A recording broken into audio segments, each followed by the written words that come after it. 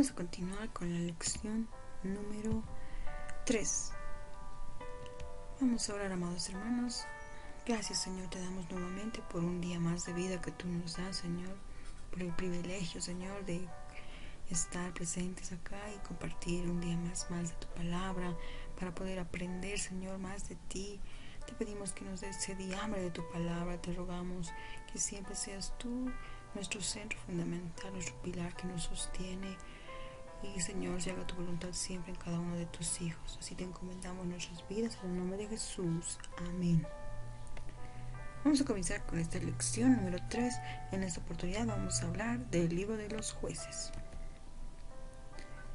Y bueno, en la introducción vamos a ver que en el tiempo de los jueces va a narrar la historia de Israel desde la muerte de Josué hasta el tiempo de Samuel. Este periodo durante el cual el pueblo desobedeció y se alejó de Dios repetidamente, lo cual se convirtió en uno de los tiempos más oscuros de su historia.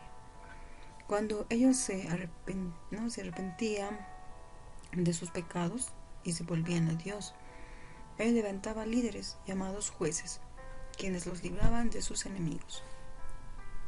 Como autor, vamos a decir que el autor es desconocido, ya que no se sabe muy bien exactamente quién fue el autor, quién escribió este libro. Según la tradición de los judíos, era Samuel. En la parte de la redacción podemos ver que fue escrita entre los años 1050 a 1000 a.C. ¿A quién fue escrito? Pues fue escrito a Israel y a las futuras generaciones, también a nosotros. ¿Y de dónde fue escrito? Pues fue escrito desde Jerusalén. Vamos a ver la lista de los jueces y vemos que está encabezado por Otoniel, seguido por Ahot, Samgar, Débora y Barak, Gedeón, Tolá, Jair, Jefté, Ibzán, Elón, Abdón, Sansón, el sacerdote Eli y Samuel. Bueno, vamos a ver el liderazgo de los jueces. En este punto, la naturaleza del liderazgo, pues era un llamamiento especial y temporal en un tiempo de crisis y decadencia. Por ejemplo, durante el tiempo de Débora y Sansón. También vemos que hay un propósito del liderazgo, ¿no? Vemos que había un ciclo, ¿no?, que no paraba de cumplirse. Primeramente, Israel se aleja de Dios, sufre la consecuencia, clama a Dios, escucha el clamor y Dios levanta un juez. Y bueno, era proveer, ¿no?, en la mayoría de los casos, una liberación militar de quienes sojuzgaban a Israel. ¿Cuál era la idea principal de este libro? Pues era el demostrar el ciclo del pecado. Pecado, sufrimiento, clamor, salvación, pecado y peor, así iba, ¿no?, dando un círculo del cual no se podía salir. Todo por no tener un arrepentimiento verdadero, emocional, en vez de ser sincero. Continuamos con el método de selección del liderazgo. Sabemos que los jueces eran seleccionados por Dios. Solo Dios podía ser quien podía designar los cargos, ¿no?, de estos personajes en el Antiguo Testamento. Por eso es que primeramente Dios era el que estaba encargado de ver quién podía ser la persona encargada de este cargo, ¿no? En esta oportunidad Él delegó a cada uno, ¿no?, su posición. Y vemos el poder del liderazgo ya, ¿no? Bueno, fueron, ¿no?, facultados ellos por el Espíritu Santo para cumplir con sus misiones.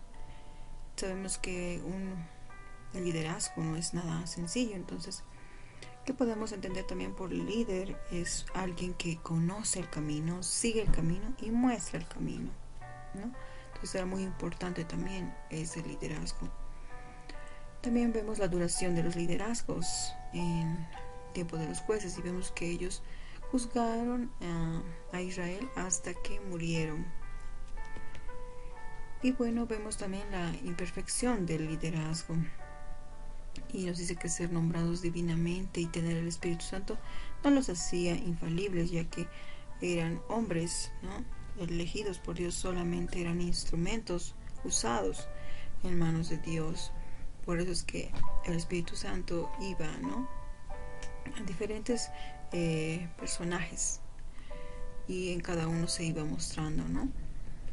Después vemos el fracaso espiritual y vemos que hay un ciclo, ¿no? Primeramente, el pecado, la idolatría de parte de ellos, vemos la esclavitud, luego ellos claman al Señor, hay un llamamiento de un juez, ¿no?, la liberación de Israel y el servicio al Señor nuevamente. Entonces, en aquellos días nos dice, no había rey en Israel, cada uno hacía lo que bien le parecía. Y eso es un texto que lo vamos a ver, ¿no?, que se denota y se repite en el libro de los jueces. ¿Qué pasaba? Entonces había un fracaso moral, ¿no? Y aquí los hombres de aquella ciudad, hombres perversos, rodearon la casa golpeando a la puerta y hablaron al anciano, dueño de la casa, diciendo, saca al hombre que ha entrado en tu casa para que lo conozcamos. Entonces estaban decayendo, ¿no?, moralmente, y iban cometiendo pecado y iban continuamente, ¿no?, volviendo a su pecado, ¿no? Clamaban al Señor, el Señor oía sus oraciones que hacía. Luego otra vez estos hombres volvían a cometer errores, ¿no? Y por esas razones que también vamos a encontrar que hay retos, ¿no?, dentro de este libro que son muy importantes, los retos de interpretación, y vamos a ver que estos retos más interesantes pues son los siguientes, ¿no? Primero, vemos que como ver los actos no violentos de los hombres en contra de los enemigos o compatriotas con la aprobación o sin la aprobación de Dios. También vemos el uso de Dios, ¿no?, de líderes que en algunas ocasiones hacen su voluntad y en otras siguen su propio impulso pecaminoso. Tal es el ejemplo de Gedeón, Jefté y Sansón. También, como podemos ver, el voto de Jefté y la ofrenda de su hija, y cómo resolver también la voluntad soberana de Dios con su obra providencial a pesar del pecado. Dentro de ese libro también vamos a ver temas como la fidelidad de Dios, el compromiso, necesidad de liderazgo divino. Dentro de la fidelidad de Dios vemos que a través de repetidos ciclos de desobediencia, opresión, arrepentimiento y liberación, el libro de los jueces describe también a Dios como un juicio y como un perdón. Entonces, el compromiso, vemos que en este libro Jueces explica, ¿no?, que el compromiso con el mundo solo puede traer calamidad.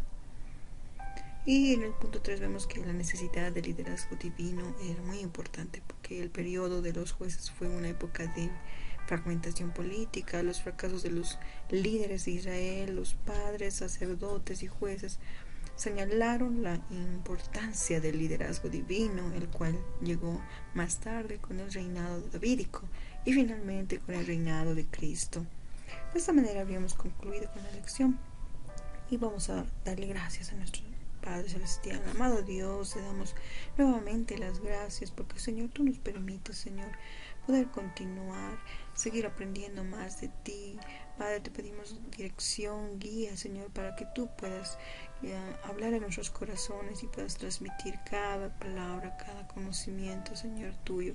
Que el Evangelio siempre brille en nuestras vidas y podamos dar luz a otros también que no conocen, Señor, de ti. Gracias te damos así, en el nombre de Jesús. Amén.